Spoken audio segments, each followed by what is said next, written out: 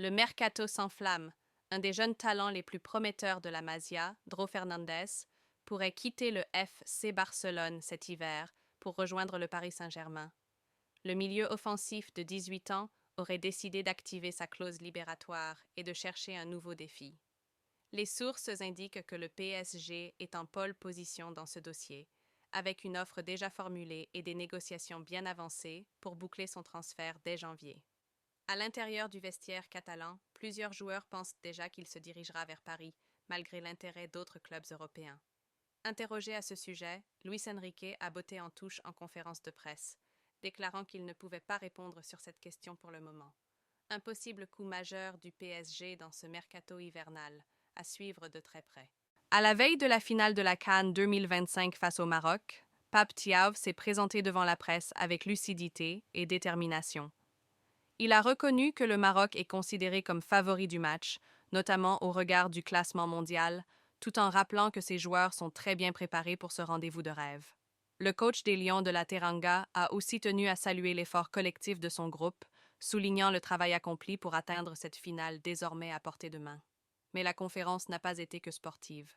Thiaw a également exprimé son inquiétude après un épisode survenu à Rabat lors de l'arrivée de son équipe, estimant que certains joueurs avaient été exposés à une foule trop importante, une situation qu'il a jugée anormale et potentiellement dangereuse. Tout en remerciant le pays hôte pour l'organisation globale, il a insisté sur l'importance de régler ce type de détails pour préserver l'image du football africain. Avec la tête tournée vers le duel décisif, Thiaw a aussi rappelé l'importance de joueurs comme Sadio Mané, affirmant que le Sénégal a encore besoin de lui et espérant le voir continuer dans d'autres grandes compétitions à venir. Un discours mêlant ambition, franchise et protection de ses joueurs avant l'un des matchs les plus attendus du tournoi.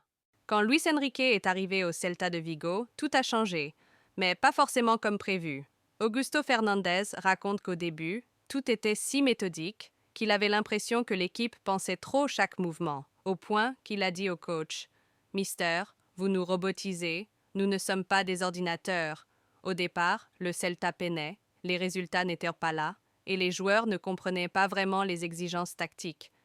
Mais après une conversation franche entre Fernandez et Luis Enrique, les choses ont changé. Le coach a répondu que la responsabilité lui appartenait, qu'il fallait garder la tête froide et que, avec le temps, le jeu deviendrait naturel.